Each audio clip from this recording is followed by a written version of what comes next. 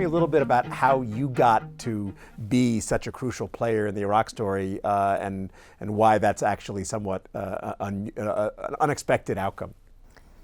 Well, when I was a student, an undergrad at Oxford, it was the first Gulf War, and I was very pacifist. So I was on all the anti-war demonstrations and I signed up to be a human shield.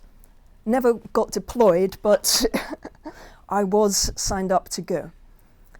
When it came to the second war in 2003, I thought, okay, I am very much against this war, but I've got to find a way to go out to Iraq, to apologize to Iraqis for the war and let them know that most people in Europe did not support this war. But the British government sent out an email requesting volunteers to go out to Iraq to administer the country for 3 months before we handed the country back to the Iraqis. So I put my hand up and I volunteered to go. So how does a female civilian British pacifist end up becoming the chief advisor to, the US military in Iraq? Well, in this sort of very circuitous way in which I arrived, I'm wandering around the country wondering what my job should be. I end up in the province of Kirkuk, and I'm told you're the coalition representative to the province. And I thought, a colonial administrator? I'm the last person to be a colonial administrator. I've come here to apologize, but it was only supposed to be 3 months. But in my first week in this job, insurgents come to the front door of my house, blow up the house with me in it. So I was very fortunate to survive that. Did you get hurt? Alhamdulillah, I didn't get hurt. I was very lucky. I mean, the whole house sort of got pretty badly hurt, but I was fortunate. But I needed somewhere to live.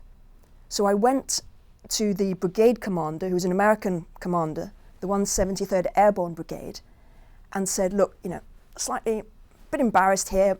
House has got some problems. Have you got anywhere I can stay?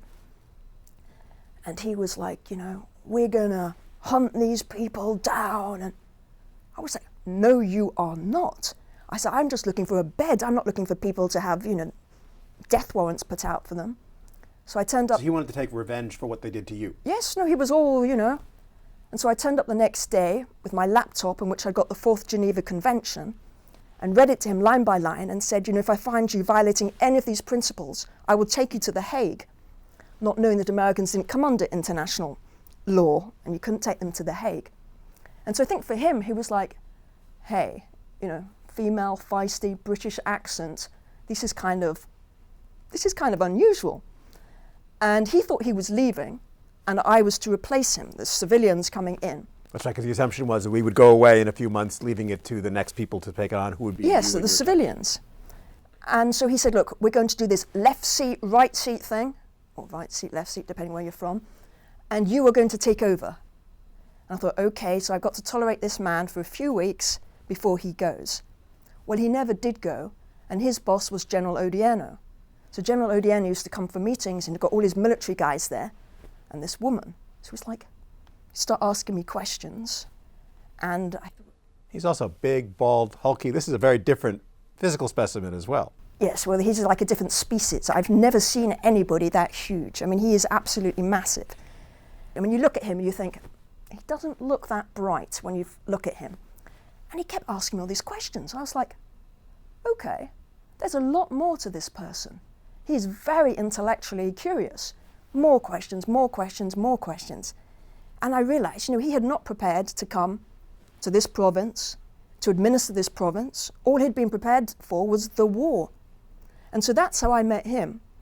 And a few years later, when he's nominated to be the operational commander for the surge, I get this email from him out of the blue. Will you come and be my political advisor? And I'd only just got out of Afghanistan. I did a tour there. And I thought, really? So I didn't respond for a couple of days. And then I was getting all these emails from military guys, They found my house in London on Google Earth, so they pictures with rockets pointing at it, You've got to respond to General Odierno. So I said, okay, I'll come out for 3 months. And that 3 months lasted about 4 years.